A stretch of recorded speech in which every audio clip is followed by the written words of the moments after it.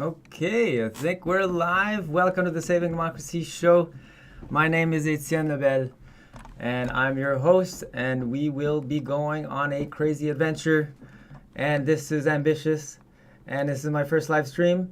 And so it's kind of a practice, but it's an emergency critical coverage of the Emergencies Act public inquiry that's currently ongoing in Canada, which is aimed, its goal is to examine whether invoking the Emergencies Act in February was justified. And so we have it running in the background. And please let me know if the audio or any other technical issues is going on. Because again, this is the inaugural stream. We were supposed to start tomorrow morning, because the regular show will be Tuesday and Thursday mornings. But given the interest and the interesting developments at this inquiry, though we'll see there's so many concerns about how the inquiry was set up, but we decided let's start live streaming to give some colorful commentary and start practicing getting questions. So the goal of Saving Democracy is to strengthen democracy through long-form analysis, civil discourse and debates, and investigative journalism. And so we were going to do this by trying to have live streams that are more interactive. So if you have questions, if you find problems in what we're saying, then we want to hear from you. And we will even bribe individuals with gifts and other small bribes to help people participate. And so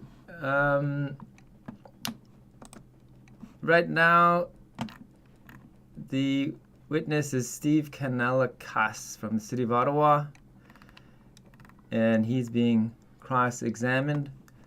We'll just turn this down for a second. And so again, the goal of Saving Democracy is to strengthen our democracy. And we will be working specifically on two tasks. Actually, I could maybe switch. I'm still getting used to all these screens. The two main tasks are going to be, first, to assess the health of Canada's democracy. And we should clarify this is I'm from Canada, so we're going to be focusing on Canada's democracy, but this turns out a lot of these deficiencies and weaknesses affect all other Western democracies, the 40 to 45, depending on your count.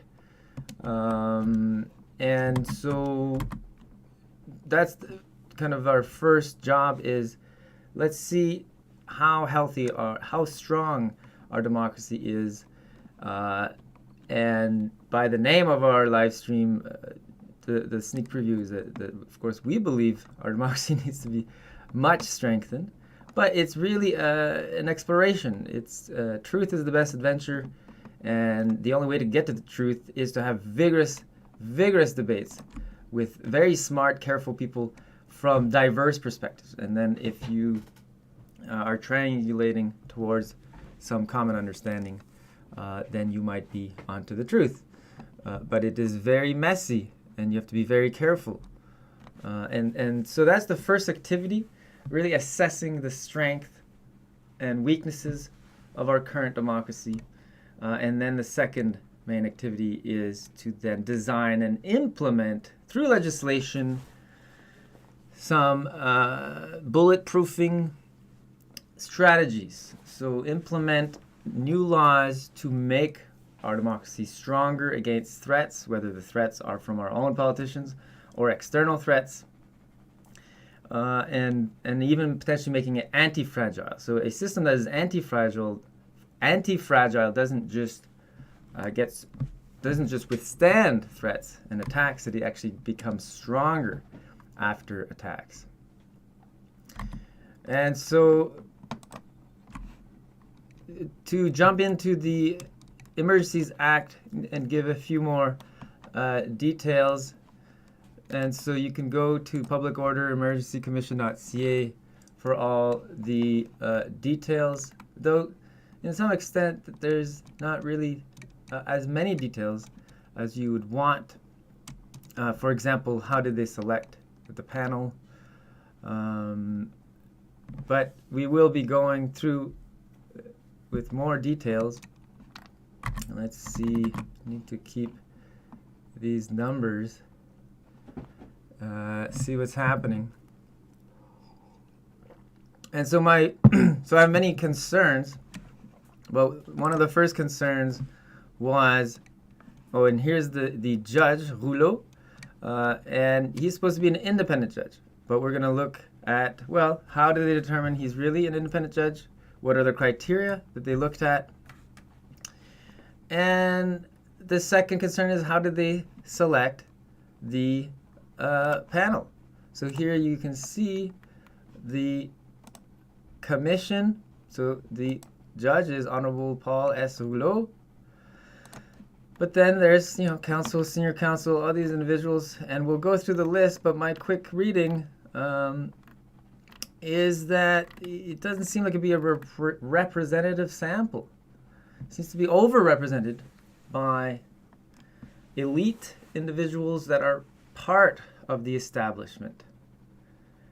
And so that could be a concern, because if you don't have a representative sample of all views and all perspectives, then how can you have a valid inquiry into what actually happened and what are the facts, and was the Emergencies Act, and we must keep in mind that this was unprecedented. So the Emergencies Act is a modified version of martial law, and in other words, the War Measures Act, which is never been used other than the October Crisis in 1970. And I need to add keywords to help people find the stream. So these are all these other things I'm working on to improve. And so it's an unprecedented move.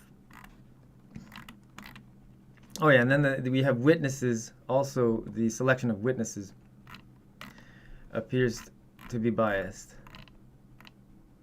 And then even conceptually, we could talk about the broader context of, okay, so now they're in a break.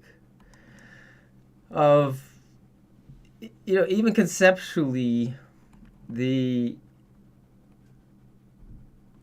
Emergencies Act public inquiry is a bit suspect, because it doesn't really take into consideration the broader context of the broader issue with the lockdowns and the COVID vaccines, the efficacy and the safety evidence issues, and then the even more crazy COVID vaccine mandates, right? And so it'll be interesting to hear the testimony to see, are they actually asking the right questions, because it comes down to the protesters at the Freedom Convoy. It comes down to their demands. Were their demands justified, right? And I suspect that those considerations will be insufficiently addressed, in the sense of, well, let's step back here. We're debating whether the Emergencies Act was justified, but to answer that question, you need to go back to the start, in terms of March 2020, with these unprecedented lockdowns, and actually look at go back to even the virus severity. How severe is the coronavirus to most people, the general population? And so the other concerns, just from briefly watching last Friday, is again where is my list? Where is my list? Oh, and we might do some musical intermissions to keep this lighthearted. because I realized a lot of people, politics, democracy is very stressful. I had so many people say, well, I want to participate, I want to help you, but politics is emotionally draining and it's toxic and it puts me in a bad mood. Well, but think about why, because this is never the case. Like growing up and in my younger 20s, politics was always just an optional thing that if you're interested, you do it, and if you're not, you don't do it. And in fact, that is oh, I can't hear. That's part of living in a real democracy, is that you have the luxury to ignore politics and ignore all that stuff because you are living in a free and democratic society that respects individual rights and constitutionally protected rights. But now I'd say these problems are so severe that they've gone beyond politics. And sure, it's unpleasant, it's dark, but it's important and it's for our future and it's for our children's future. But nonetheless, to help lighten the mood, I'm trying to have a more lighthearted emotional tone and play music in the background, for example. And there's another problem. I think this way.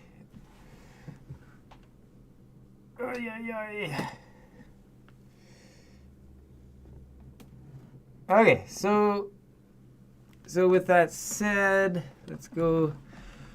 So I'm thinking, because I'm an amateur musician, I play guitar, piano, so I could just set up my piano here and just play some relaxing music as I talk about very dark things and debate very complicated, mind-breaking things.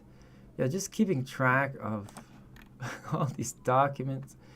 Okay, so the other concerns from last week, I guess we'll just put a nicer background as we wait for them to resume. So speaking of which, so see, nice scenery like this, oh yes, it's soothing.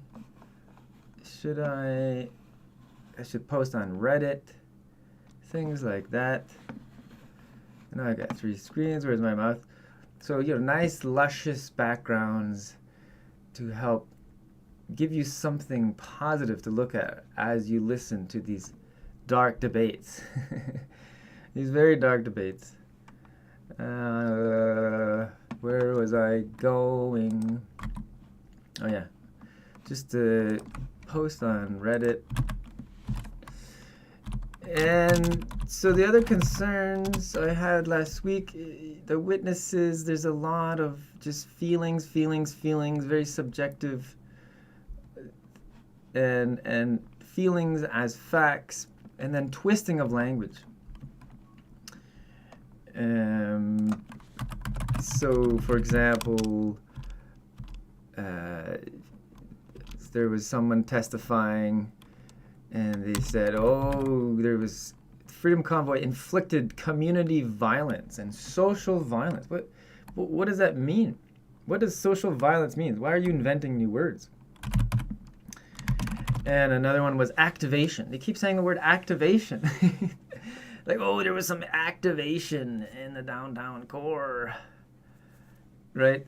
And like, why are they using new terms and inventing new language? And we'll get into it because, again, the truth is in the details. But my suspicions is that when the truth is not on your side, and I saw this, and we'll get to my background in science and being a science whistleblower, science watchdog for over 10 years, but I saw that in my investigations into corruption in academic science, is that when truth is not on your side, one of the few options you have left is to twist language around so that you have something. And so that's why when you hear people twisting language and inventing new words, unless they're very technical terms, scientists, of course, invent new languages when they discover something new.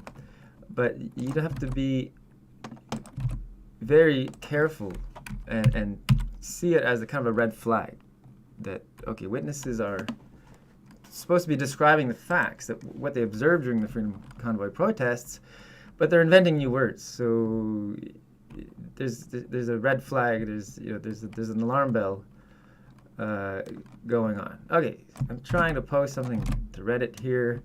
This is where having a sidekick would help. Okay, just posted something on r Reddit/Canada. And so we'll go back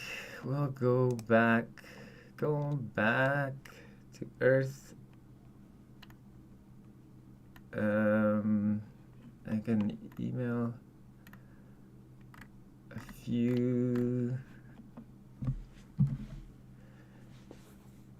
peoples.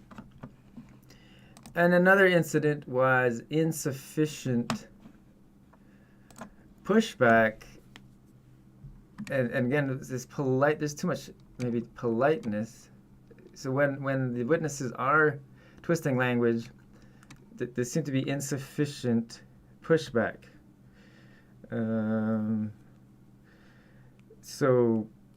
But that one maybe is more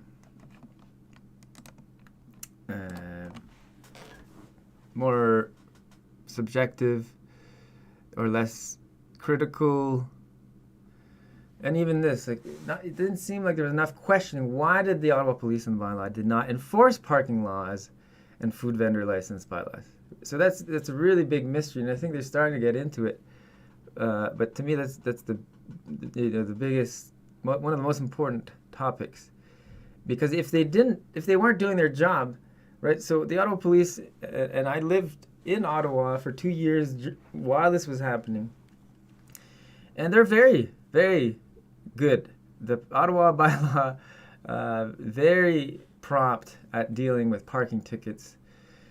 And so how come magically, when the Freedom Convoy arrived, they just stopped doing their job? And if they stopped doing their job, well, how come they're not being reprimanded? And how come they're not being investigated? Because again, a civilized society based on individual liberty and individual responsibility, you must hold people accountable. You have an individual job to do as an Ottawa police or as a bylaw officer. If you're not doing your job, there should be ramifications, right? And because if they were doing their job, then they could even have well, that's another question, I guess. But if they're not doing their job, then of course that made it much more difficult to manage the situation. And if you want to tune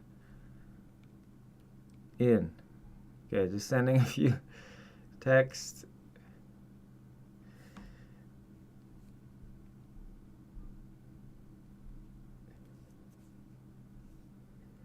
And so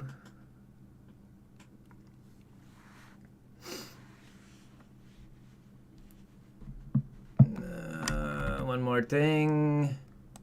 They're still in a break. Where is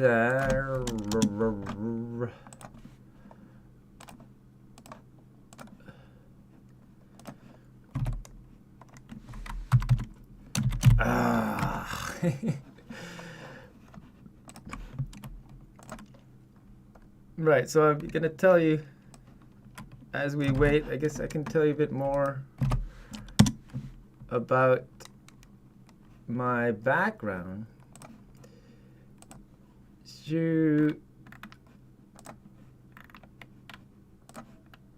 Actually, no, we'll step back.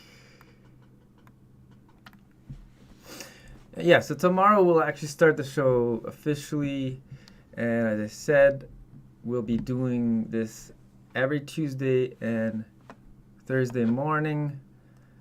Long form, so 2 to 3 hours, where I'll go into deep dives into the most major democracy-related stories, and then spontaneous commentary on current events. We can... Okay, they're back. So we'll experiment, but...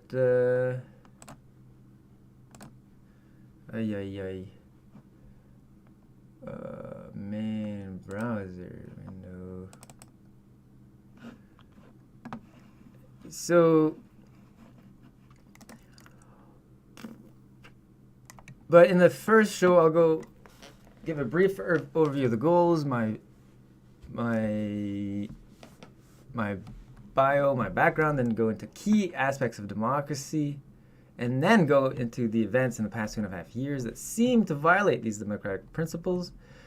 Though again, because the truth is in the details, we need to do deep dives, but then also go deep and wide. So we need depth and breadth in terms of covering all of the constitutional protected rights. And then, of course, interpret that in the broader geopolitical context where this seems to be happening in a coordinated way in the 40 other democracies, Western democracies. And then I'll begin into the deep dives and the spontaneous commentary. So, looks like they're starting. Let's listen a little bit, and I'll give some commentary. And let me know if there is issues with the audio. Let's see. Okay. My name is David Michikowski, and I act for the Ottawa Police Service. Mr. Kanellakis, I understand that David White, in his email to you, and I can pull up the email if it will assist you, but in the interest of trying to shorten my questions, I won't, but if you do need it, please let me know. My understanding is that he said to you on January 30th that obtaining an injunction to shut down a protest was an extraordinary thing given the Charter of Rights. Do you recall that? I do. And what Mr. White told you at that time was that OPS's concerns were, and this is the first weekend, correct? Were the noise, the traffic impact, and the public frustration and pollution, correct? Correct. But from his perspective, there weren't any public safety concerns or violence. Interesting. Correct. And Mr. White also told you So there why was is an CBC issue as well from his perspective misinformation of the potential about that enforcing violence, the injunction arson? could give rise to violence as well. I seem to, without having the document from me, I seem to recall that, yes. Okay. And that same day, I understand you then spoke to Chief Slowly, and he indicated that OPS would support the city in providing the injunction, but you made it clear it would be up to the city to decide whether to seek it, would have the final say. That's correct. And you ultimately did instruct Mr. White to proceed with the injunction. I did. The names Omar Ansari, Mary Sims, and Stuart Huxley, those are individuals who work in the city's legal department, That's correct. and they report to David White. That's correct. And my understanding is, and perhaps if you need the document, I can show it to you as well. My understanding is that Mr. White was informed that the OPS said they could provide evidence of the vehicles and the registered owners. I'll pull up the document that will assist. Okay, well, If I may please have OTT. it would also be better if we had the names right on the screen. But that's maybe too technologically onerous. Oh, we can try to widen this a little bit.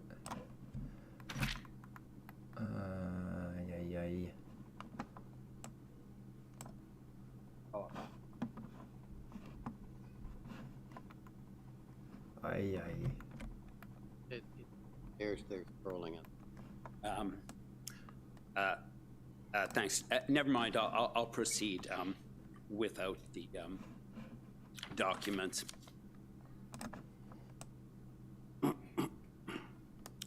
Ultimately, the city was the one, I understand, who made the final decision about an injunction on February 11th and then proceeded on the 14th. Is that correct? That's correct.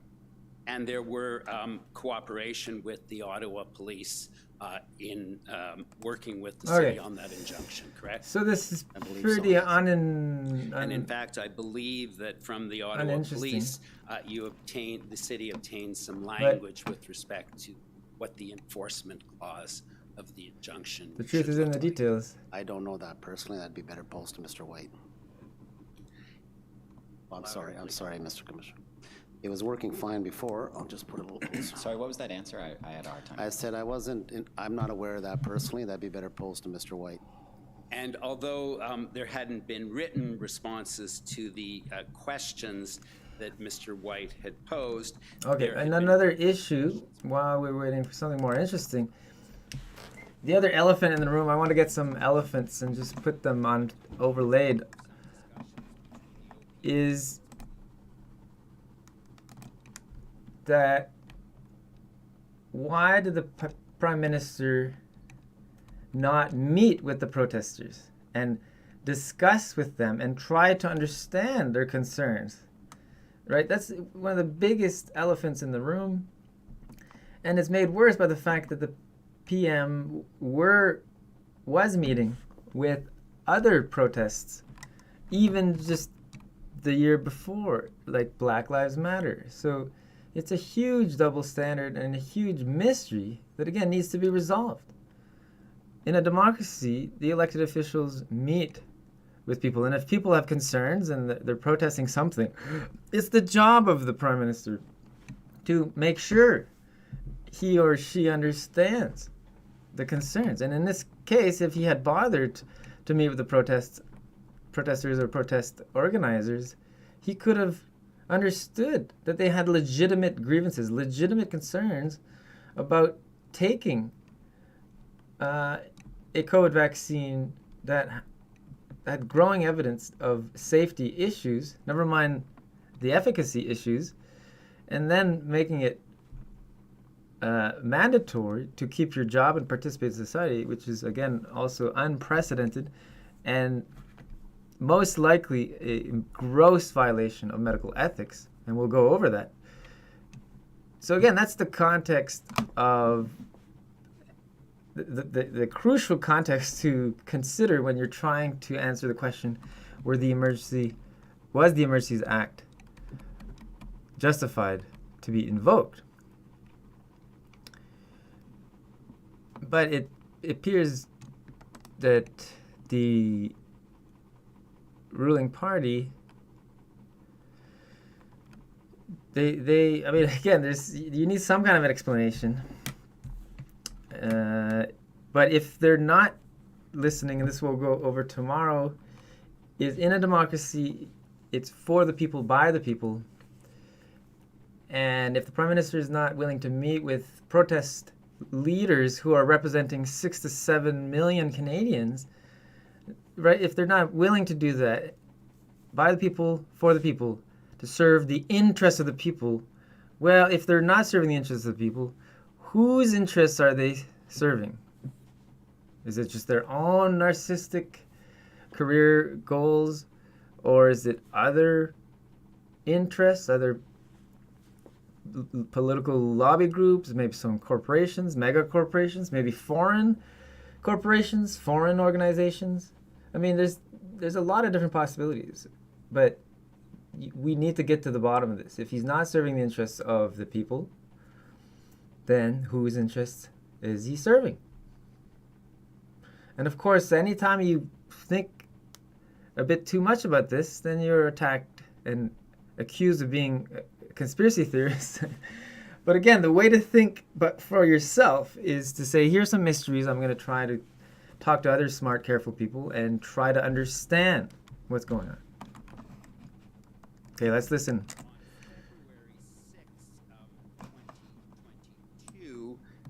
I understand you have an exchange of texts with Kim Ayotte about towing the vehicles, and Mr. Ayotte points out to you that with 500 vehicles in the core towing obviously isn't an answer, and you agree that towing these big rigs will not solve the problem. And if I could ask as well, if we could please turn up documents OTT 01239.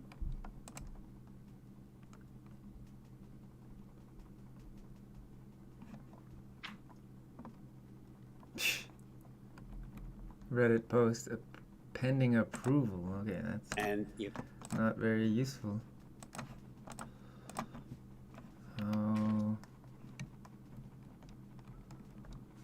How can we do this? that is 0129.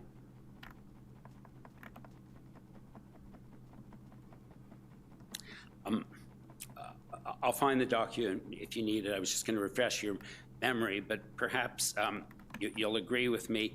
I think what the point you make in a series of exchanges in which you're discussing Councillor Fleury's request is no way can you tactically tow a heavy truck in this scenario. The way they are parked nose to tail, and it would require a huge amount of police resources. You agree with that? I do. But the rule of law is the rule of law.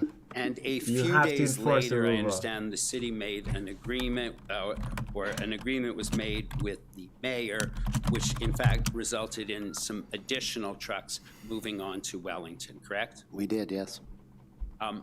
With respect to the city's authority with respect to streets, I understand that the city gets its powers from various statutes, is that right? Yeah, and internal bylaws. We have a delegated authority bylaw. We have a traffic and parking control bylaw that we can use to close streets. And you agreed, as I understood your evidence this morning, and I believe in your institutional report, you've agreed that the city independently does have the authority to close down roads and highways, correct? The city does, yes. And they have that authority both under bylaws as well as under statutory authority, correct? That's correct. And I understand, though, that you work cooperatively with police when you do exercise that authority. Always. And in fact, since the Freedom Convoy, the city has exercised its delegated authority to close down roads, for instance, for Rolling Thunder. Yes, in collaboration with police. Right. And for Canada Day as well. Yes. And so in effect, since the protest, the parties have in effect created exclusion zones. Is that right? That's correct.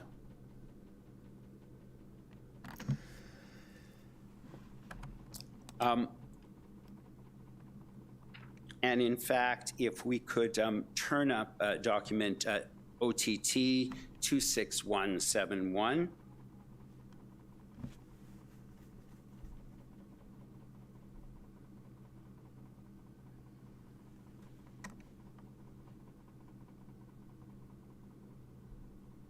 If we could 40 scroll minutes. down, please. I think that's the bottom. So you'll see Councillor Leeper is proposing a motion. I don't know if you recall that. I do. And the motion being put forward by Councillor Leeper is for the General Manager of Public Works to work with city councillors to close some roads to diminish the volume of vehicles able to access the downtown core. You recall that motion? I do. And that was, I guess, his concern was the weekend coming up of February 19th and 20th. And Mr. Gontier, you'll see if you scroll up it, then shares that with Kim Ayut and says that the city does have the last sentence. While we have the delegated authority to close roads, I would suggest in this case would only proceed to do so if supported by OPS. And you agree that that is an accurate statement? Well, at that stage, based on what was happening in the city, we wouldn't be closing roads without the support of OPS unilaterally.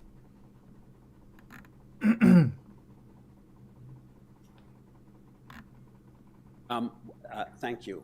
One of the, I'm just moving on to talk about the issue of ticketing. And one of the concerns expressed by councillors was the presence of trucks filled or parked on the Queen Elizabeth Drive, and the request by some councillors have them ticketed as of January 30th. Yes. All that? Yes. And you've expressed the view that you did not see what ticketing would accomplish in that scenario. Is that right? Well, would you like me to expand or just say yes or no? Sure. Feel free to. You know, ticketing, it's like everything else. You can give someone a ticket, and if they don't care they got the ticket and they're willing to pay, no action necessarily results from the ticket. It's like yeah, but you gotta try. Come on. On the market, and you get a ticket. You gotta try. That's your job. On the windshield. So without some kind of enforcement action to move it, the truck basically stays there. People might feel better that we but the first car, step is to ticket. The truck's not moving unless we actually tow it. So you failed to do your job, and you need correct. to be held accountable. You would, and I can call up the document. It's OTT 29632. Really hard to watch. And while they do that, I understand that this is a series of any text questions? messages between I see there's a few viewers. You and Mr. If you have any questions for me, please let me know. We want this to be interactive. Of course, in the beginning, it's hard to get people to find your stream, and we need to be better. I'm not the best at marketing, though this was a last-minute practice stream, really. So tomorrow I will be sending reminders to just to give yourself the context, our small fan base. But one of the concerns, and again, we need to bribe people to watch. We need to bribe people to leave comments and questions, and eventually we'll even have call-ins. Well, that was a concern for sure. Audio only. And in fact, there had been experiences. In fact, let me turn this down a bit.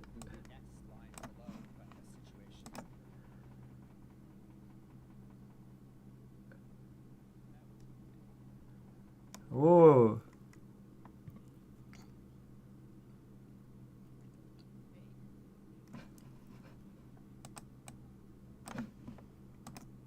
That was the police assessment, which we shared. Assessment? Is that, again, is that a rigorous assessment?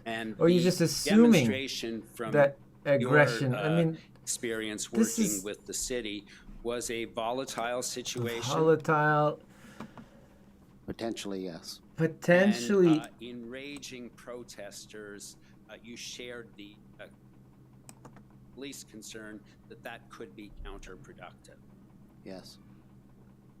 And again, it's your job. Deputy like, there are Chief risks. Ferguson, there's a lot on the line here. It's normal for there to be tension in the air and people being angry. Imagine you lose your job under questionable grounds that are most likely medical ethics violations. There's going to be tension in the air.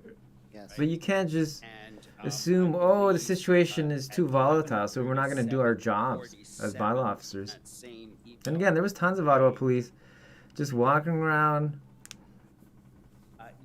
not doing anything. 11:37:20. Steve Kanalakis slowly got back to Mayor. Mayor agrees that it's not worth inciting the crowd, so he's good and supports police decision. That's correct.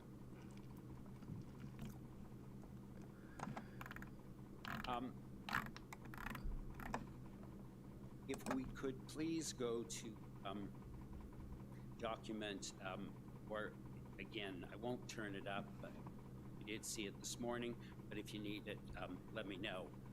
On January 25th, what was I saying? Some information was forwarded from Ottawa Health Association, and actually, I will turn up document something attached chain. So if we could please have 0070. Council, can you provide the complete document ID Oh, number? I was talking about It's OTT. we're going to have call-ins. So the idea is we can have audio only call-ins, video call-ins, where we actually have guests on the show, whether they're just everyday blue-collar working people or people with expertise, independent scientists, medical doctors, lawyers. So actually, as of last night, we do have unofficially legal support so that when we get into our investigative journalism activities, we can have more, there's more force to when you threaten legal action. So for example, Health Canada not replying to my emails where I found some safety signals that were independently corroborated by other smart, careful people, and they only respond with these template emails, and they do not answer my questions, do not address the issues, which is that COVID vaccines appear to have elevated safety signal, and no one's doing anything about it. So then we can say, if you don't do anything about it, we're gonna file an ethics complaint with the ethics commissioner, integrity commissioner, and then if they don't do anything, right, you just keep escalating, and if you have legal support from a lawyer, they can help draft much stronger letters.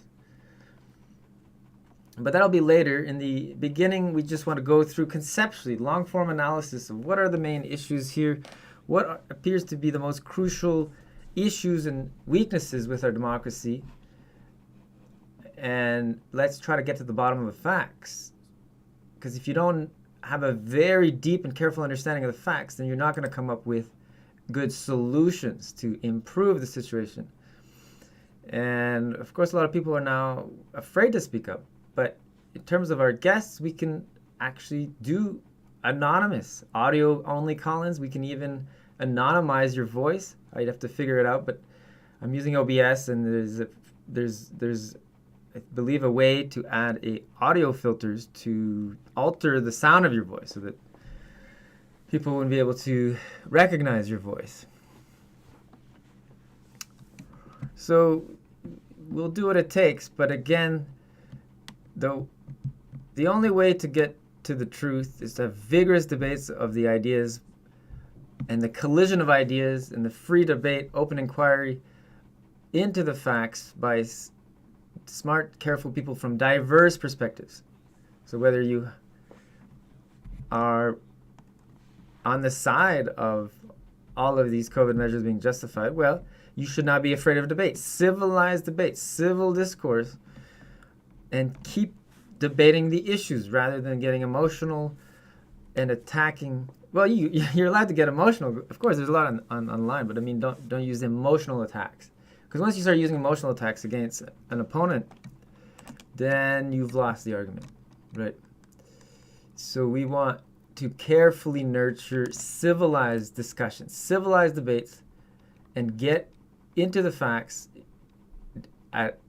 with depth and breadth, deep and wide. And are you watching the hearing live? Oh, there you go. We have a question. Yes. Let's see. We are watching live. And it's just the live coverage is, of course, 2 hours. Yes, we are. It's just we're on Mountain Daylight Savings Time, so we're 2 hours behind. But it is live, and it appears to be going till 6 p.m. Eastern Time. But we'll probably take a break, regroup, and then come back.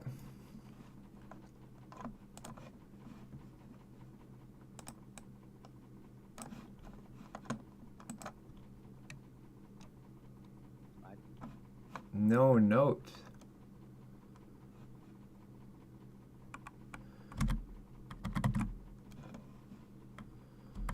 Okay. So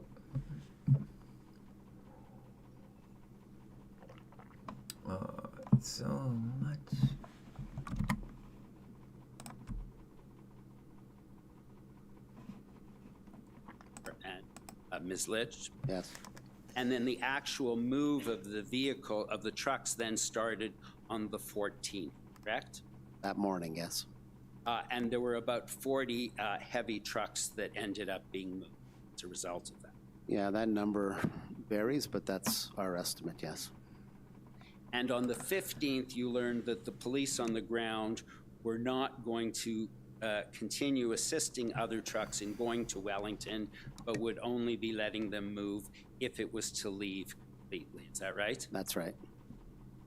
And in fact, Rob Drummond, you understand, Superintendent Drummond, had some exchanges with Im Ayot, and he was pretty definitive at that point on the 15th that the OPS was not going to move any more trucks on. That's right. And although he told you Okay, that, well, for those just tuning in, we're doing a critical coverage of the Emergencies Act public inquiry that's currently ongoing in Canada. And it started last week on Thursday, and the motivation for doing this is that I've noticed that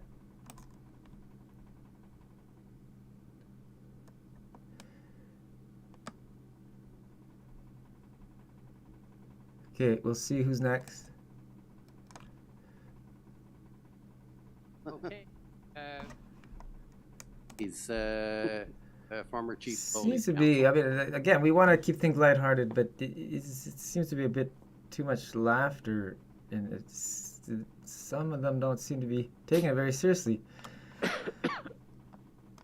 But what I was saying is that I noticed. Mr. Kanalakis, I'm Tom Curry.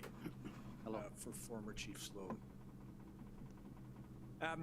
You have a long experience, not just here as the city's Okay, well, listen. most senior public official, but also previously in police services. That's correct. Taking the entirety of your experience, this event, Commissioner is here to understand, is completely without precedent. Is that true? I've never seen anything like it in my 37 years. And I don't reckon you got a number for us, but you have seen in your capacity, either as a senior official in the former Ottawa Carleton Police Service and others, or as city manager, it's no exaggeration to say you have been through many hundreds of events and protests in the nation's capital. I've lost track. That's correct. I'd be right, many hundreds. Yes. And there is a significant difference between protest, in your experience, between protest and events. One of my colleagues asked you about I think about a parade. A big difference, correct? Significant. Canada Day is not normally associated with protest. It's an event and celebration. It's not characterized that way, Lily. And so what was, when the commissioner considers your experience in dealing with the kinds of things you have seen in Ottawa here, or the kinds of things that you observed your colleagues in the Ottawa Police Service dealing with, what was coming to Ottawa through the Freedom Convoy was something that no one expected. Is that fair? That's fair. And Oh man, and I should. it's one thing to, one of the And I should clarify, I was living in Ottawa at the time for 2 years, and I went to the Freedom Convoy protests regularly in those several weeks.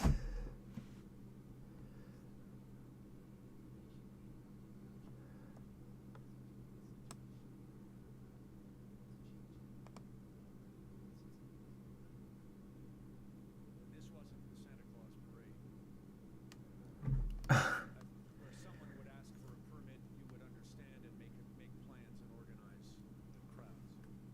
Now, you were also, and I think you told Commission Council, through its experience, very respectful of the right to protest. Yes. You are here in the city of our Parliament, and Parliament has, of course, in Canada, we respect the right to protest, and you do here in Ottawa. Or Yes. used to. That's And these more were debated. think your colleague, Mr. Ayotte, described in an email that appeared briefly, I won't go back to it, that he felt that police were doing a very good job in balancing, on the one hand, the right to protest, and on the other, the risk of riot. Yeah, that comment was made in reference to the initial weekend, but yes. Right. And when I just want to ask you about that if I could, but before I pull up a document, can I just ask you about your relationship with Chief Slowly? You had a good working relationship with him, correct? I did. Were you part of his recruitment? No. Did you meet him in that process? No, I met him after. Okay, so what I was saying before is that last week when I started watching the Emergencies Act public inquiry, and I was watching other live streams who were covering it, and I noticed right away that there's a lack of critical coverage. So you have the mainstream news organizations, and then you have Rebel News and these other outfits who they do good work in some ways, but I have other concerns about their reportings, and there's other kind of independent live streamers that we can talk about. Actually, this is another interesting idea. I could comment upon the commentary, so it could be a meta commentary where I comment upon how live streamers are covering the Emergencies Act. And it seemed very divisive. Again,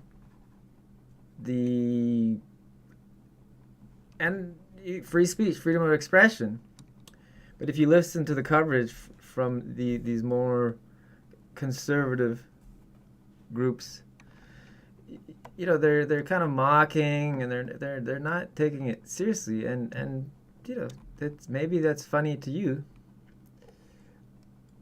But we want civilized discussions. We want civilized discourse. And if you're mocking the other people, then that's going to be counterproductive. So that was part of the motivation of maybe I should chime in here and try to have a more balanced perspective. Because again, basic journalistic principles require that you are impartial, even-handed, and try to cover all perspectives and give people the chance to defend their positions.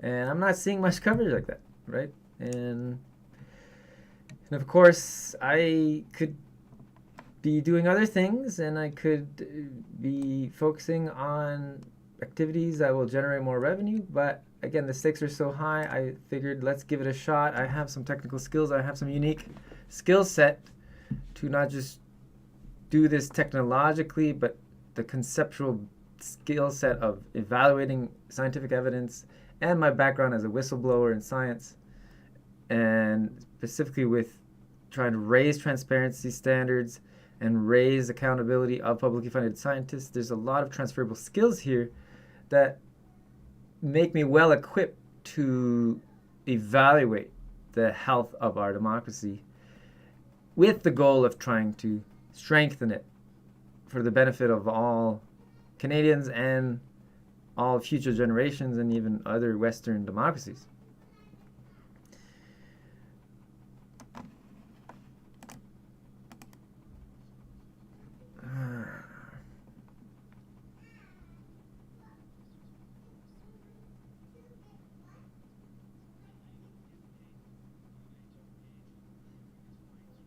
Fist fights. What fist fights? Excuse me. Point of order. They get trained in conflict resolution and other skills, but they don't have the training a police officer does or the equipment. You have the city of Ottawa who was going to go police. into this area of high conflict was going to have to go in with police escorts, high conflict. Correct? That was my assessment and my team's assessment. No one Because was there were talking too to few them. resources, it was not a viable option to rely on bylaw services. In your opinion? Yes. Okay. Now, a couple of other things, if I can. There was, just talking about resources. Am I right that there was some confusion at the level of the province of Ontario as to how many OPP officers had been made available to the Ottawa Police Service? Do you recall that occurring? It was less OPP, it was more RCMP. Do you recall, though, Minister Jones, Yeah. Sylvia Jones, making a statement that there were, I believe, 1,500 OPP officers deployed here? That was inaccurate. It was inaccurate. Inaccurate. And indeed, there were, it was a small fraction of 1,500 at that time. It seemed to be a cumulative running total of a whole bunch of days. We couldn't figure out where the number came from. Right. But there were, at that time, at the time the minister made the comment, forget who made the calculation error, it was never accurate, correct? It was not accurate. Wow. You what a recall, though, that it did large- create some challenges for the OPS because while that information was in circulation, people felt that, well, you've got these resources, what are you doing? Exactly. And do you agree that there were never those resources at that time available to the Ottawa Police? Not to my knowledge, no. Okay. One or two quick things, if I may, please, Mr. Kanellakis. The commissioner is concerned, among other things, to consider recommendations, how to avoid events of this kind in the future, if that is a view that anyone takes. You had an experience with something. Well, let me go back one square. Chief Slowly has described this event as a paradigm shift, a change in the way public protest had previously been understood here. Do you agree with that? Yes. And you referred yourself to one previous episode here in Ottawa that had occurred that involved something I believe called a snake march or snake marches. Yes. And as a consequence of the appearance of that, and I won't take the time to have you explain what that is, but when that occurred, you as a city manager learned from that experience and took some steps to address that, correct? Well, the concept there is, that's correct. The concept there is that protest strategies and tactics evolve over time. And police tactics sometimes are a step behind, and they have to evolve to catch up with the tactics that protesters are using. And that's what this event was. The tactics and strategies of police had to.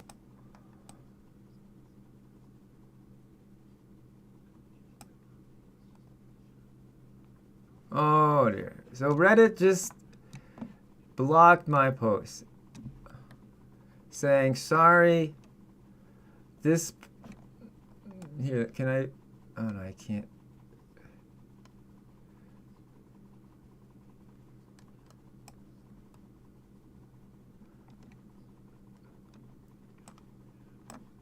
Maybe if I do this, here you go. This post has been removed by the moderators for a variety of reasons, including keeping communities safe, civil, and true to their purpose. What? This is critical coverage of one of the most important inquiries in recent Canadian history. And you're giving me these vague reasons, and I can't even appeal? So is this censorship? Oh my. There should be a way to appeal this.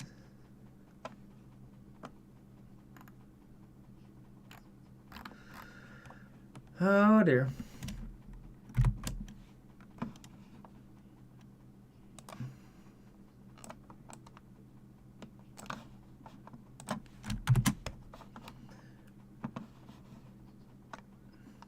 Chief Slowly didn't have any detailed operational discussions as to where the trucks were going to be moved from the residential areas, where they would end up.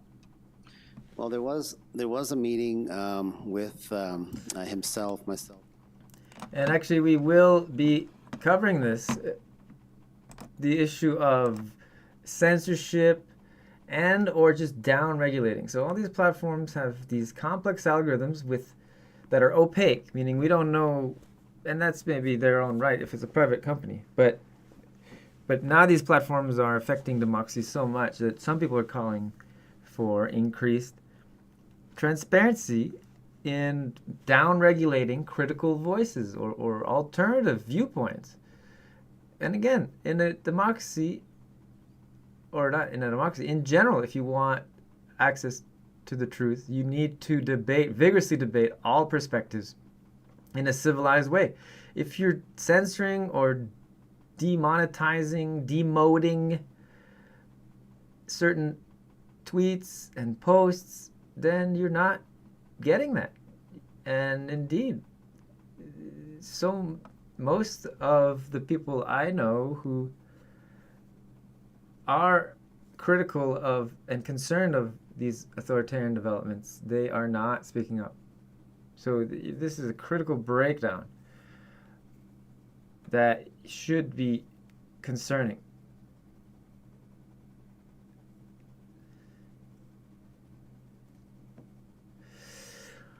Okay, I need to take a quick break, but we'll leave this on and be right back. What's going on? I think the desktop. What's happening?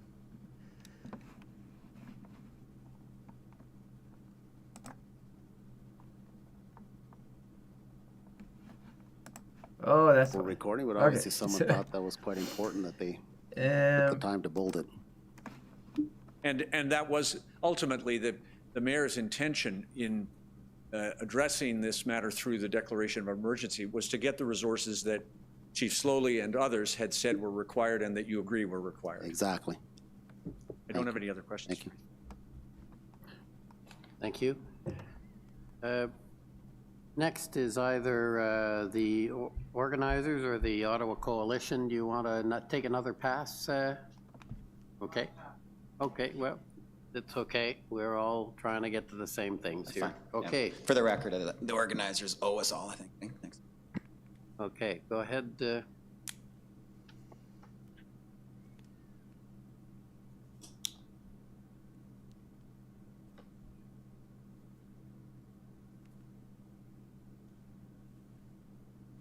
Okay,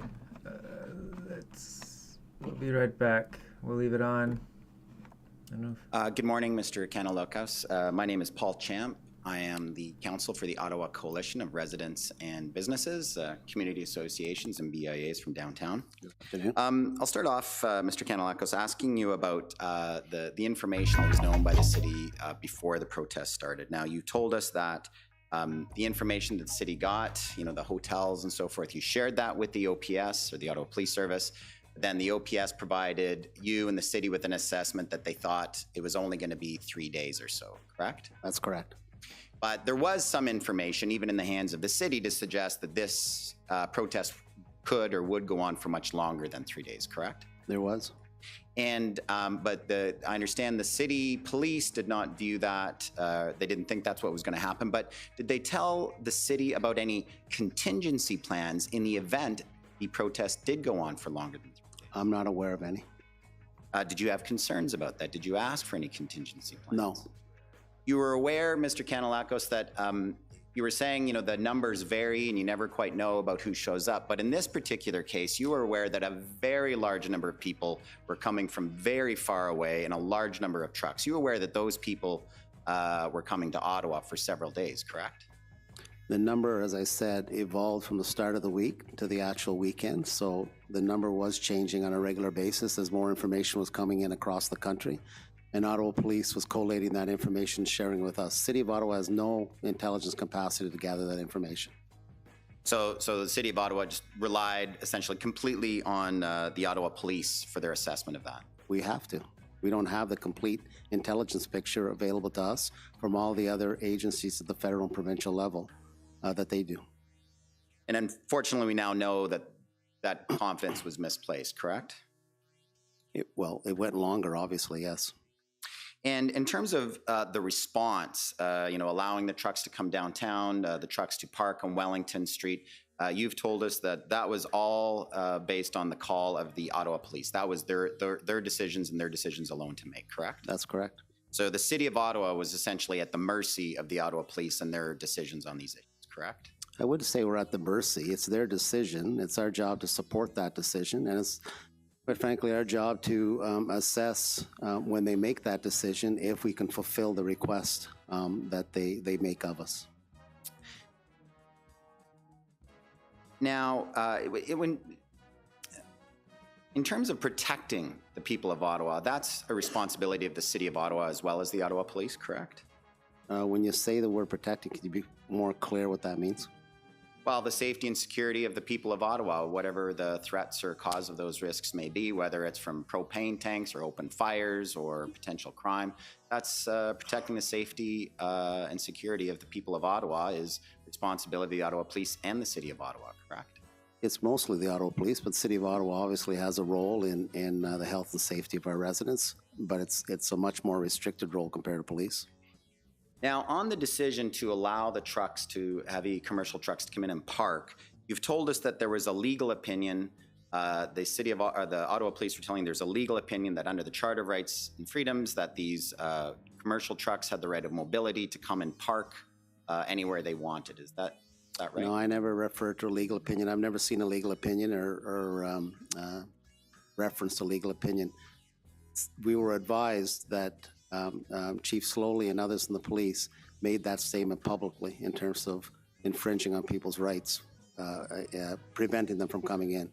So they couldn't prevent them from coming in because of the Charter of Rights. That's what you were hearing. That's what we heard publicly. That's correct. And in internal meetings. Okay, so you did hear that from the internal meetings. Hey, we're back. And did you Did I ask miss your own anything? city solicitor to provide you with an opinion on that Probably issue? not. No. And why was that? Well, first of all, at the time, I didn't realize they had a legal opinion, but the second part of it is that, again, police are responsible please, to If you're watching, I see there are a few viewers. order. Please ask any questions and as of I said in my anything previous you want testimony, they're me to very cover or experienced at doing it. The first clarify. weekend, we had no reason to question the Let's intelligence see. and the strategy and tactics that they were employing to deal with what they believed was going to be an event similar to another event they had in the past with the farmer convoy. And Mr. Kanalakis, I'm not talking about their strategy and tactics. I'm just talking about this first point about their opinion that they didn't have legal authority to stop the trucks, perhaps because of the charter. You did not instruct your City of Ottawa Council to look into that issue, right? No. And you had occasion, we've heard evidence, to deal with federal government officials and provincial government officials, including ministers. That's also a bit surprised to hear that angle that they're taking. That they're trying to argue that they didn't have legal authority to clear the truckers because of the charter rights, when in fact they're protesting about their charter rights being violated. But again,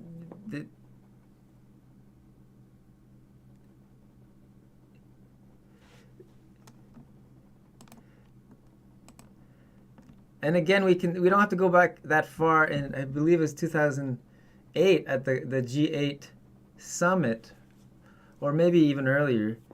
The police they already have special powers to break up protests that are getting too large. They already have tons of special powers, and actually, in that case, the G8 protests.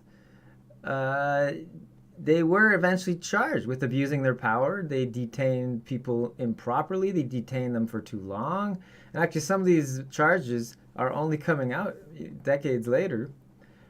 So again, keep in mind, I'm not, really a history buff, but we have to try to keep in mind these precedents of Canada has never had to invoke the Emergencies Act, and the only time they invoked the martial law or War Measures Act by Pierre Trudeau was when there was literally kidnappings of officials, kidnappings of diplomats, and actual terrorists, political terrorists. And even then, to this day, even to this day, it is debated whether the War Measures Act in 1970, the October crisis, was justified, right? And in that case, there's actually clear violence and abductions and people being threatened to be killed. So that's the reference point here to keep in mind. Whereas at the Freedom Convoy protests, there was nothing close to that other than a Nazi flag that may or may not have been planted by a rogue group, or we need to get down into that.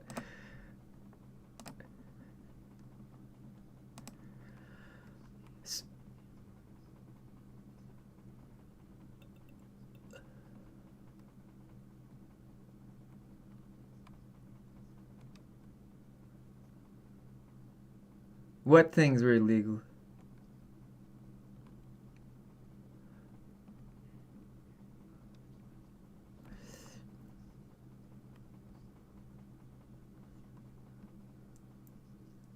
All right.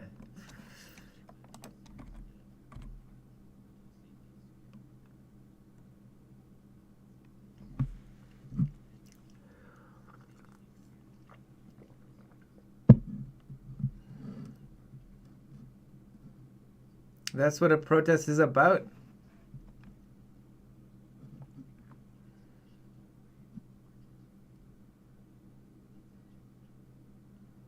What?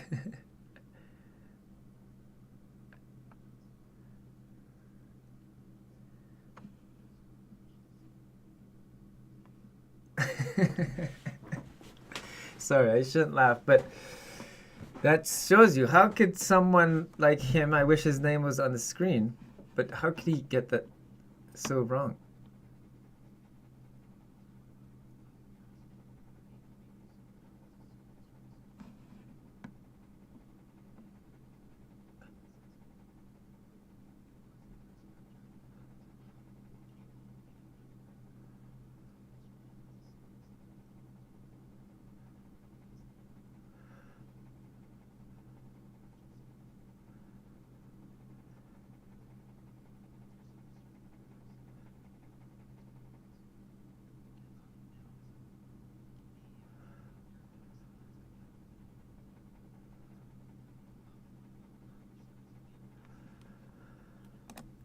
Okay, again, a protest, by definition, needs to disrupt. I screwed up the audio a little bit. So, again, we have to keep that in mind for proper context here, because that's almost always going to be true in a large protest, that it's going to be difficult for emergency services to get in. But that's part and parcel of living in a democracy, where if you believe injustices are taking place, then you have the right to organize protests. And if the protest gets too large, then of course the police and special forces can come in and try to dissipate the protest. But again, where are the politicians and the Prime Minister to discuss and try to understand the grievances of the protesters? If that's not going on, then you need to get to the bottom of that. That is the most pressing issue here. Why did Trudeau not want to discuss with the protesters? Is he just not care? Is he afraid of the truth? Right? Oh, that's what I should bring up. Try to find the clip of Trudeau being interviewed recently, and he was asked if the conclusion of the Emergencies Act public inquiry is that it was not justified, will he resign? And of course he dodges the question, but it's worse than that.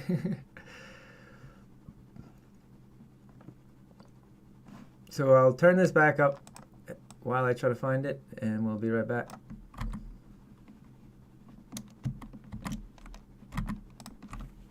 Down there. Oh. Did tell you he was open to those negotiations. Is that right?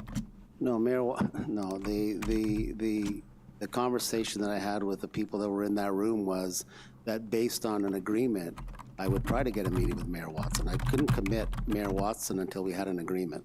Okay, well, I guess we'll hear from the protesters what they're understanding, but you're telling us now today is that you did not say you could get a meeting with the mayor. You said you try to get a meeting.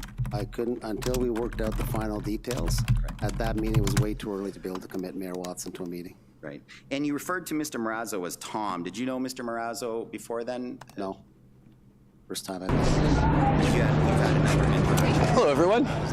No, just one other. First of all, this inquiry that starts today, 65 witnesses over 30 days. On February 13th, Okay. the Sunday night when we were discussing the operation to move the trucks. So that's the only other time I met him. Right. Now, you also told us that in meetings with federal government officials and also with the provincial solicitor general, there were concerns raised about the Ottawa Police operational plans, correct? Yes. They felt it wasn't fully fleshed out and so on and so forth. Yes. Now, and you shared that with Mayor Watson? Yes. He was in on some of the meetings, too, Yes. I believe, yeah? Yeah. Did you share that information with the chair of the Ottawa Police Services Board? I don't recall. Why not, sir? It's not my role to talk to the Police Services Board chair about what's happening in policing.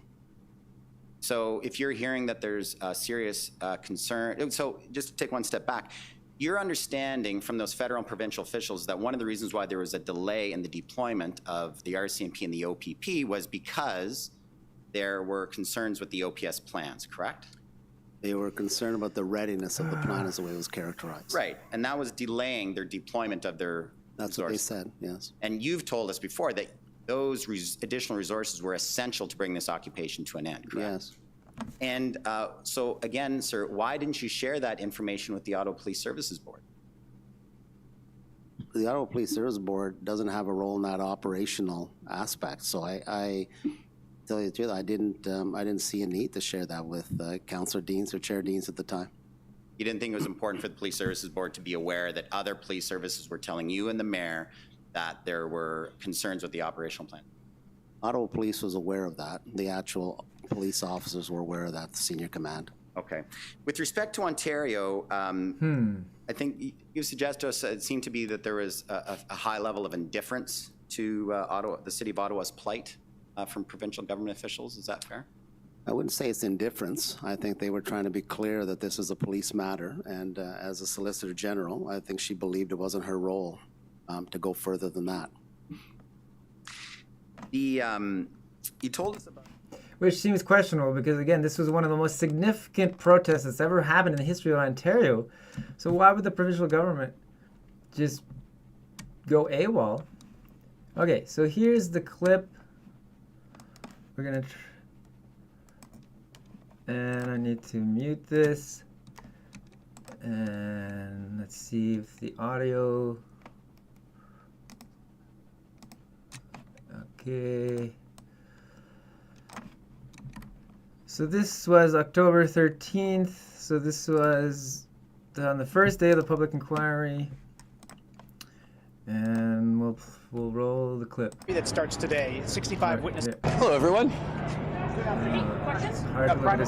First of all, this inquiry that starts today, 65 witnesses over 30 days, you know, when it's all wrapped up and the commissioner, if he finds that there was no justification for the federal government to invoke the Emergencies Act, should there be consequences for the federal government, including your resignation?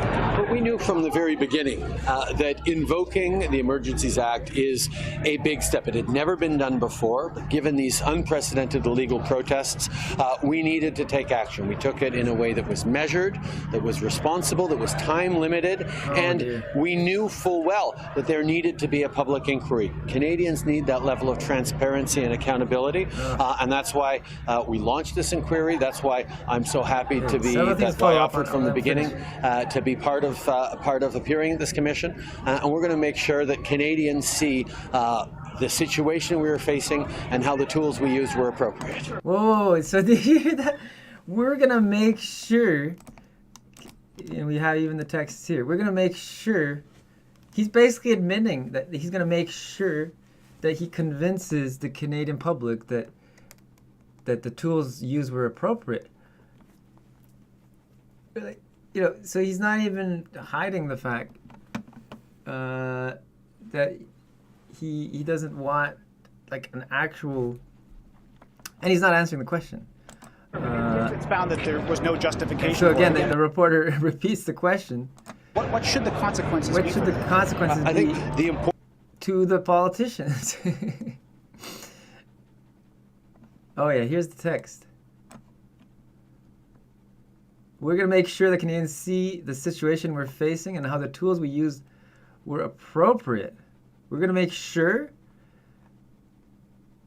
No, the commission's job is to be sure to make the correct conclusion. So, and again, isn't this like an easy answer? Like, why not just answer yes? He could have just said yes, of course. If the conclusion of this independent public inquiry is that it was unjustified, then there should be consequences. So this suggests his level of self-centeredness and egoism. He can't even fathom the possibility that the public inquiry could conclude that the Emergencies Act was unjustified. No, he either can't fathom it or he really doesn't care because he's that confident that it's not really going to matter.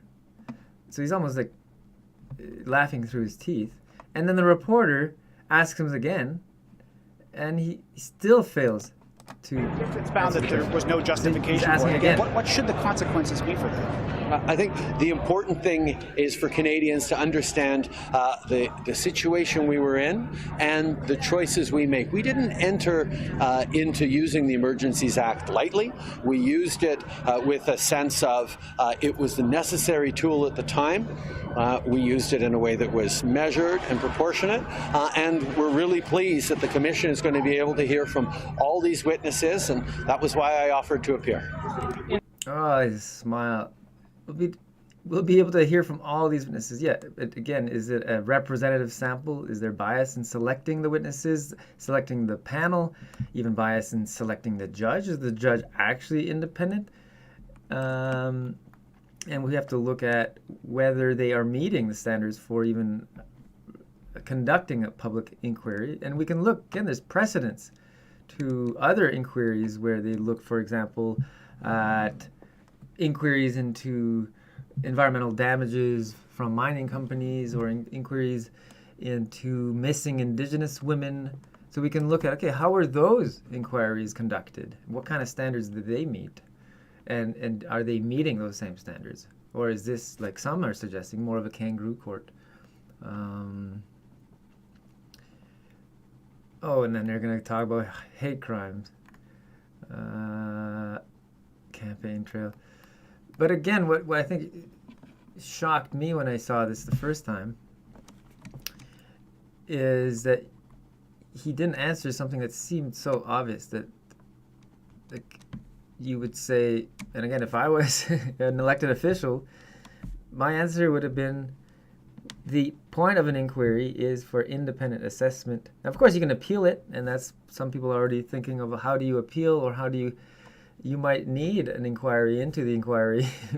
Or again, we need a broader inquiry. So there's a conservative MP, Lewis. She's now proposing that there needs to be a public inquiry into the COVID vaccines specifically. But again, and I would applaud that inquiry, but where is the broader inquiry, right? Because again, to do an inquiry into whether the Emergencies Act was justified, whether the COVID vaccines, whether there's safety issues that need to be addressed, that needs to be done in the broader context of the COVID measures. Unprecedented, draconian COVID measures, lockdowns, and COVID vaccines and COVID mandates. And so to me that is, and I've been calling for a public inquiry since 2020, telling people, well, there will be one eventually. I mean, this is unprecedented, and we need to examine whether the government abused their power. And of course, in an emergency, the government should be given a little bit more leeway. But democracy doesn't just disappear because there's an emergency when the government itself is the one deciding if it's an emergency, right? So, okay, let's go back. Standing offer contractors towing vehicles? I didn't instruct that specifically, no. Did you instruct your people to make any offers to increase compensation to standing offer towing contractors once it became clear that they weren't willing to help? I didn't give specific directions to that level. That's not the level I operate in. Sure, but don't you think it might have made a difference to increase compensation to tow truck operators? Based on the reasons I outlined why they didn't want to do it, that they were telling us, I don't know. Again, that's but you didn't do it. So, as I recall, you mentioned that they were concerned about damage to their trucks. They were concerned about their safety. They were concerned about, and some of them were sympathetic to the protesters. Yes. Is that a fair characterization? Well, there were 4 areas, yes. So if they're concerned about damage to their trucks, I would think that offering to compensate them for damage. Even if you, well, maybe so, but I would argue that, and I shouldn't say that. I would submit to in my own opinion that maybe damage to a truck, even though they're compensated, still isn't worth the damage to your truck. They're very expensive trucks. And then you start getting into a whole other situation about the compensation for that. So They had their own reasons, and I don't know if our people offered them anything else outside of the standing up contract. I didn't instruct that. I just instructed to try and get tow trucks retained and make them available for us. All right, well, we've just ticked over my 5 minutes, so thank you very much. Those are my questions. Okay, well, we're a few seconds away from 1 o'clock, so what I'd suggest is we'll take the lunch break. Everybody, I think, needs a little time, so we'll come back at 2 o'clock. Okay, 1 hour lunch break. The commission is in recess for 1 hour? Okay, so we'll provide some commentary, cover a few other things, and then I think we'll end there. We could always come back this afternoon. I can keep track of it and see if there's maybe more noteworthy deliberations to consider. Let's go back to the pleasant background, soothing. Let's soothe our souls. And so where was I in terms of, again, the goal of saving democracy is to strengthen democracy through long-form analysis, civil debates, and investigative journalism, to really get to the bottom of these really, really important mysteries. And maybe we can go through that list.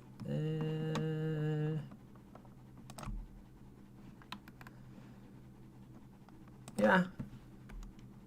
So let's see. And right, maybe I could go briefly about my background first as well. So my background, again, I have a scientific background. I have a PhD in social psychology and methodology and statistics. And during grad school, I noticed problems with the research standards and transparency standards, and I started pushing for higher standards, and my professor said you would burn bridges.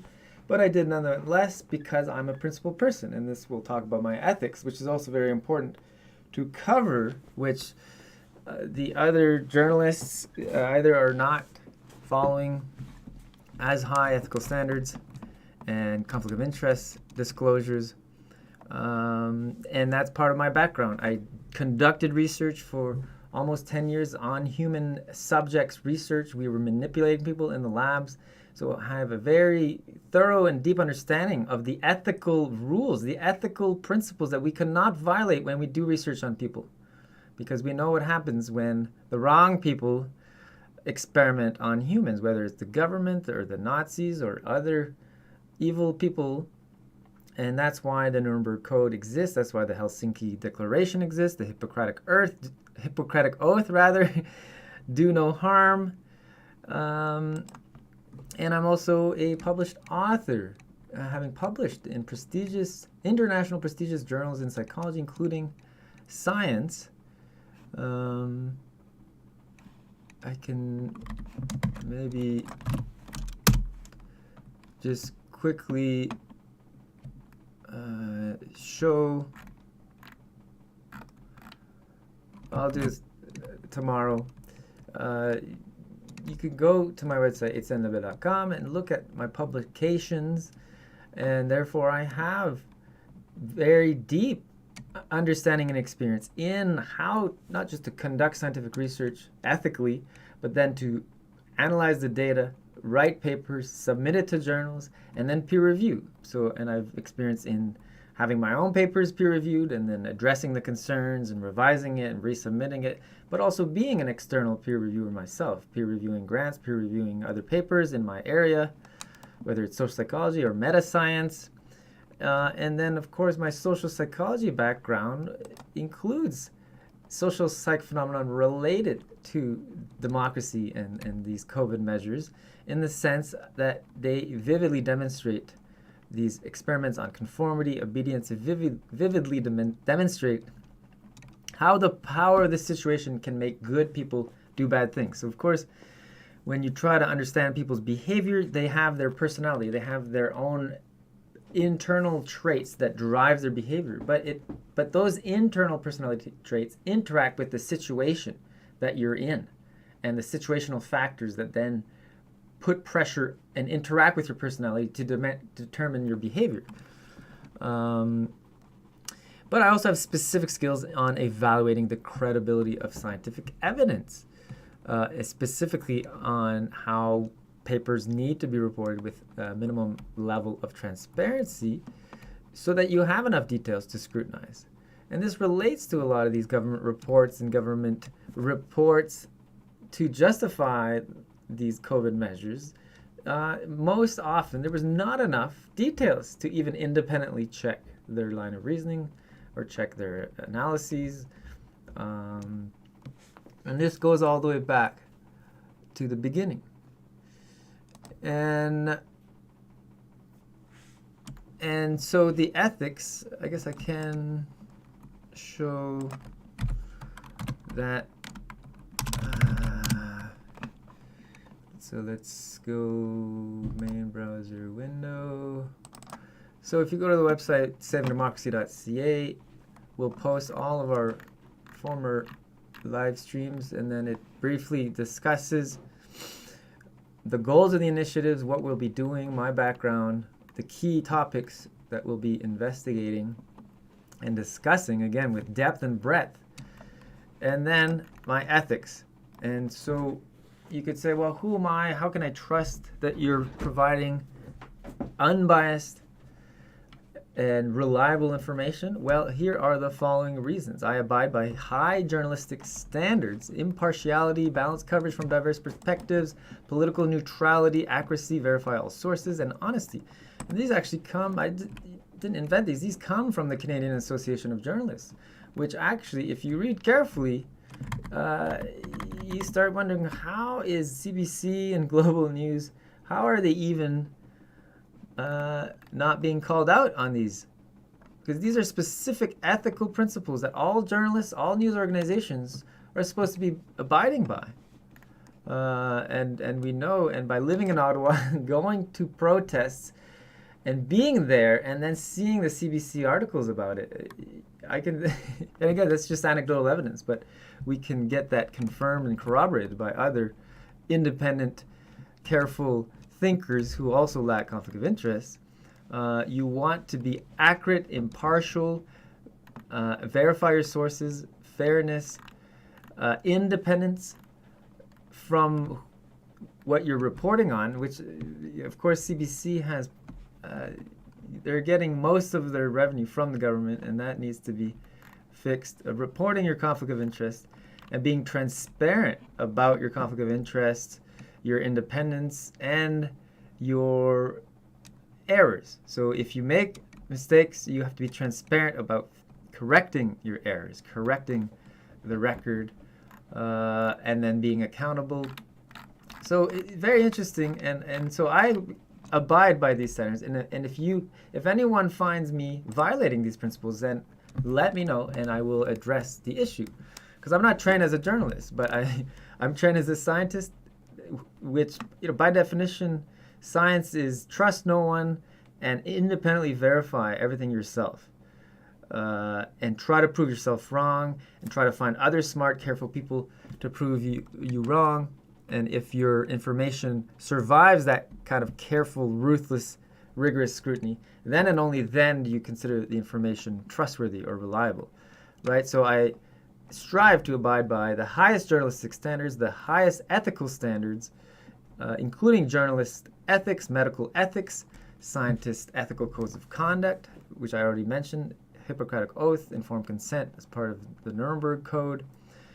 And this includes transparently disclosing any and all financial conflicts of interest, my revenue sources, to establish my financial independence from the entities I'm criticizing. And this is important because I'm not receiving any salary. I have independent personal savings. which we'll go through. And if anything, I'm sticking my neck out. I'm further risking my professional career and the ability to actually secure a job, a paying job. I also, as I said, trust is earned. So my info can be considered trustworthy to the extent that it withstands this ruthless scrutiny by other ethical journalists and ethical intellectuals who also lack conflict of interest. And so my conflict of interest statement is according to the journalistic standards and scientific standards. I'm a former stockholder of Visa, a publicly traded company, but I sold in February in 2 batches for $57,000. But I no longer own any stock or do not own any cryptocurrencies. And my only other potential conflict is that I'm a signatory member of DoctorsForCOVIDethics.org, who seek to uphold medical ethics and patient safety and human rights in response to COVID-19. And to confirm my financial independence from the entities I'm criticizing, these are the revenue sources, research grants from public government funding agencies. So European Commission Marie Curie grant, which I held in Belgium for 2 years for about 125,000. That's the amount I received. The grant was actually closer to 240,000, but the university takes a lot of it.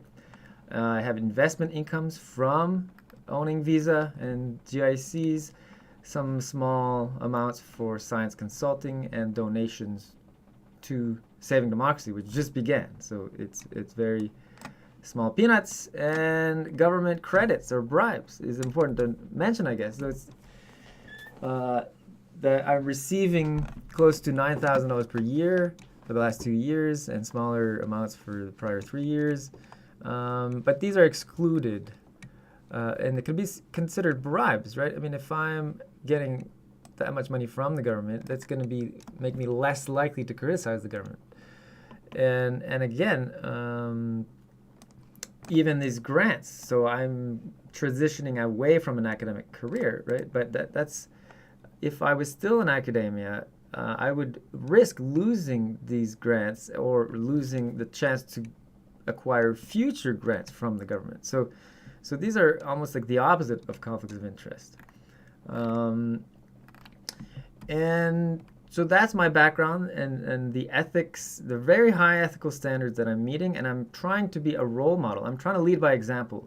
And so when I'm going to read other journalists' stories or other coverage, we need to think about, okay, what are those journalists' conflicts of interest, and how are they financially independent so that I can trust the information.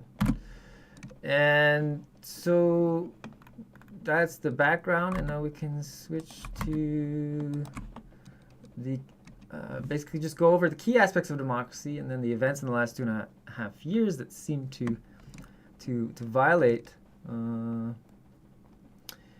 those principles. Is it here? Okay, let's see if this works. So as I already alluded to, democracy, keeping it very basic, is government by the people, for the people. And that means that the elected officials need to be serving the interests of the people, and it has to be governed by the people. So everyday common person can be elected, right? So you can choose to participate in democracy or not, right? That's the luxury of a democracy. You can choose to be implicated. You can choose to be an elected official, and it should be open to almost everyone, like blue collar, marginalized people. And so part of democracy, though, is that you need transparency and accountability to ensure that the elected officials are serving the interests of the people rather than their own interests or corporate interests, mega corporations, multinational interests, and or foreign interests.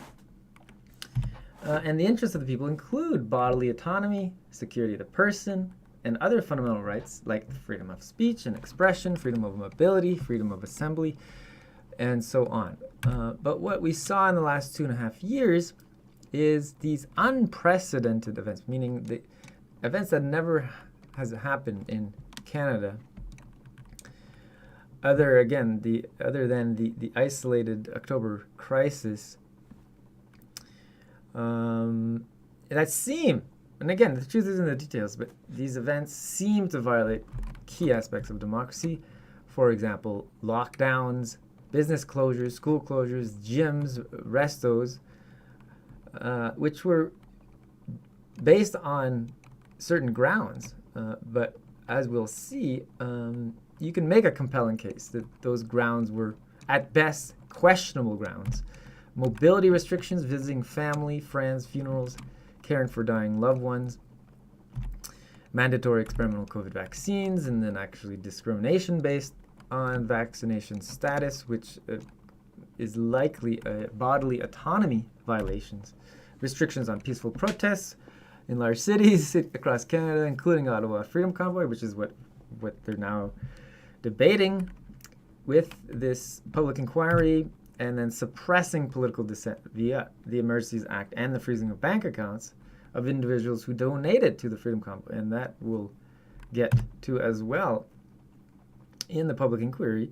And now, still ongoing 2.5 years later, Trudeau, we can show that video, threatens more restrictions if booster uptake is insufficiently high. And you're thinking, why? Like, where is the justification for that? And worse, new legislations which risks further stifling freedom of speech and political dissent. And so expanding legislation to broaden the definition of what is considered hate speech or extremist beliefs, and regulations of social media, independent social media, like this very stream. So this is an independent live stream by just anyone. I mean, I'm not anyone, but I'm just an everyday Canadian citizen. And the new legislation would threaten that, because they would impose all these new rules on even independent streamers. And of course, the government's going to say, well, these unprecedented events were justified because we were dealing with an unprecedented, dangerous virus, the coronavirus. But that, of course, has to be considered. So the benefits have to outweigh the costs. So the benefits of the measures, the non-pharmaceutical interventions, the lockdowns, the COVID vaccines, the proof of COVID vaccination verification apps, the economic costs to small businesses and bankruptcies, and psychological suffering, the isolation, the loneliness, the mental health. We'll go over charts, really dismal, dark stuff of how much psychological suffering was caused by these repeated lockdowns. And of course, the physical suffering as well, of not being able to go to the gym and the delayed surgeries, very dark stuff. But again, it's possible that all those costs could be justified if enough lives were saved, in terms of preventing COVID deaths, and in terms of, I don't know if you can see my cursor, in terms of saved lives and preventing hospitalization due to COVID. But sneak preview is, once you dig into the details, again with depth and breadth and very carefully, it would appear that the benefits did not outweigh the costs. And so the 8 key stories that we're going to be covering in depth and breadth are the justifications of lockdowns, justifications of travel restrictions, justifications of mandatory masking, COVID vaccine efficacy and safety evidence, as I already alluded to. We sent several tons of emails and reminder emails sending them data about what looks to be safety signals in the government's own data, whereby they're just not addressing those concerns. And so you have to ask why. Again, Health Canada's job is to keep Canadians healthy and safe. And when there's hundreds, if not thousands, of independent groups and medical scientists raising the alarm that there's definitely something amiss with the COVID vaccines, and no response, no investigation. And now I mentioned the Conservative MP Lewis is calling for a public inquiry into the COVID vaccines. Though the timing of that, she seems a bit late to the party, but that's part of the key story. So we could dig into that, try to get her perspective in terms of what she would do if there's no movement on that investigation. Justifications for delayed surgeries, and again, and more generally, the healthcare crisis, focusing on Alberta and Ontario. Justifications for these new hate speech bills I just mentioned, Bill C-36, Bill C-229, and the social media regulation legislation, Bill C-11. Emergencies Act and freezing of bank accounts, and then finally justifications for new gun control laws, including gun confiscation and buyback programs done without parliamentary debate, which I didn't even know existed. There's sneaky order in councils where they can basically pass new dictates almost overnight. And again, you might consider that, okay, maybe the government needs those kinds of special powers, but they should be used very, very carefully. And again, the justifications need to be extremely well documented. And so those are the high-level points. Again, Saving Democracy live stream, long-form live stream, Tuesday, Thursday mornings, and let's see what's going on here. Where is my background? Oh, here you go. And again, we need more interaction. So because the truth is in the details, if you hear anything that seems off, please point out, in your opinion, that we are mischaracterizing the situation, mischaracterizing the evidence. Maybe you have a differing viewpoint. We need to hear from you. We need interaction and interactive civil discourse. And if you want to remain anonymous, well, create anonymous accounts to connect to the stream, and we'll try to accommodate your concerns. Because again, no one has access to the truth. Even the smartest, most careful people who are trying to be accurate, the truth is messy, and the facts are messy. Therefore, getting to the truth is very perilous, and you need the free market, the free marketplace and of exchange of ideas and the collision of ideas. And again, by having this ruthless collision of ideas by smart, careful people who are trying to get to the truth rather than just ad hominem attacks and calling people names, the good ideas survive this scrutiny and bubble to the top, and the bad ideas crumble. And you can debate and explain exactly why those ideas are unfounded, and then temporarily accept the ideas and evidence that survive scrutiny. And so we'll do a better job. This is kind of a practice pre-stream stream. So tomorrow we're going to start officially, and I will do a better job. Well, it was already planned to actually announce the stream and remind people to try to join in. I know people are busy, but the stakes are really high, and I'm really sticking my neck out here to try to help and coordinate there's a lot of different groups working across Canada, and we want to try to coordinate these different groups, join forces, because it looks like we're against formidable forces, and we'll need to coordinate and to do this carefully. And I guess it's important to clarify before we end here that we are pacifists. We will not. I mean, we will debate people who are calling for who are calling to go beyond nonviolence. But at Saving Democracy, we are committed to nonviolent civil disobedience, and again, using the powers of our mind.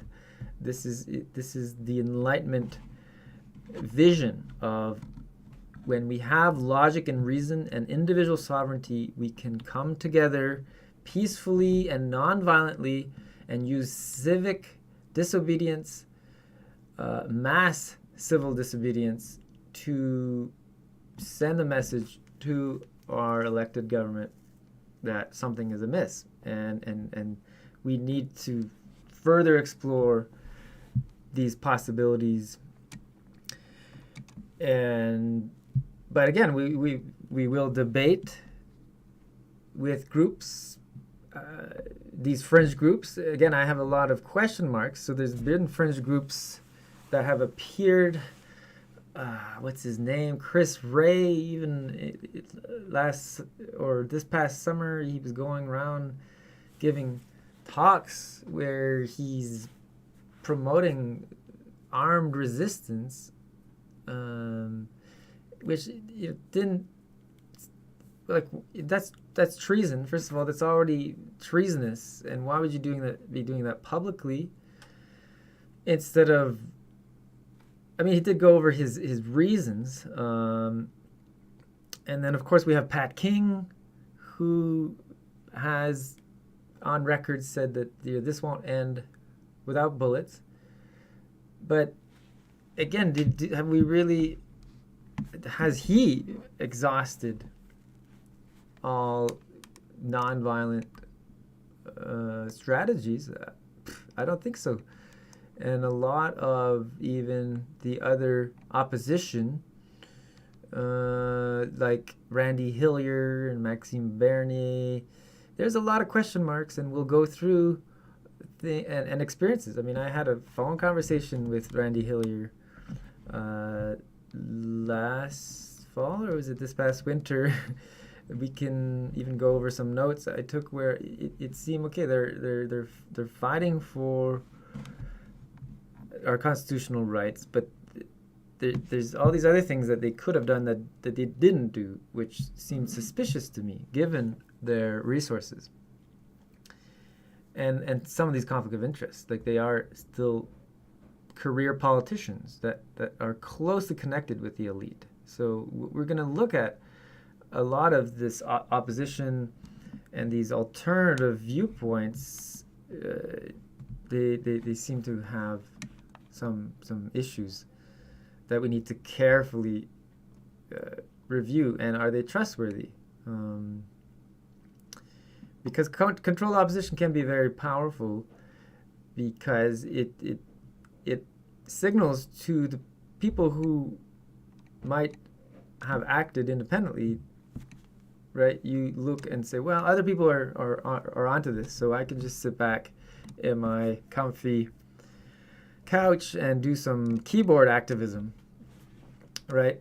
And that's very dangerous, right? Because again, the best, our strength is in numbers, and if people are just sitting on their couches behind their keyboards, we're not going to get very far, right? We need people to actually go out and do those tough interviews and do the tough investigative journalism to get to the bottom of what's going on and try to actually make progress at shedding new light on these mysteries we've never seen in Canadian democracy and Western democracy more generally. Oh, we will also interview foreign guests. So I still have, because I lived in Belgium and have a lot of international colleagues, that I still have from my academic background, we will have interviews and guest call-ins to seek their perspectives, because in many ways they experience some of these developments 5-6 months ahead of us.